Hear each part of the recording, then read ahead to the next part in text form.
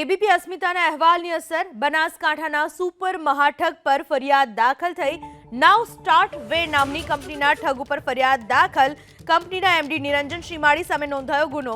ઊંચા વળતરની લાલચે છેતરપિંડી કર્યાની ફરિયાદ। 39,18,500ની છેતરપિંડીની નોંધાઈ ફરિયાદ। સરકાર તરફે પોલીસ ઇન્સ્પેક્ટર પાલાભાઈ ભરવાડે ફરિયાદ નોંધાવી છે। એબીપી અસ્મિતાના અહેવાલની સૌથી મોટી અસર બનાસકાંઠાનો સુપર મહાઠગ જેની સામે આખરે ફરિયાદ નોંધાઈ છે।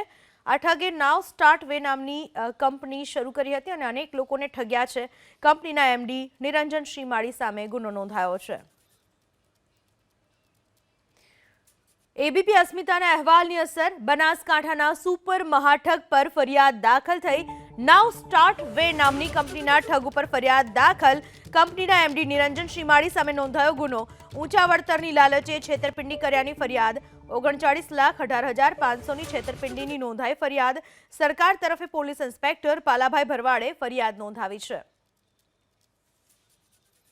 એબીપી અસ્મિતાના અહેવાલની સૌથી મોટી અસર બનાસકાંઠાનો સુપર મહાઠગ જેની સામે આખરે ફરિયાદ નોંધાઈ છે।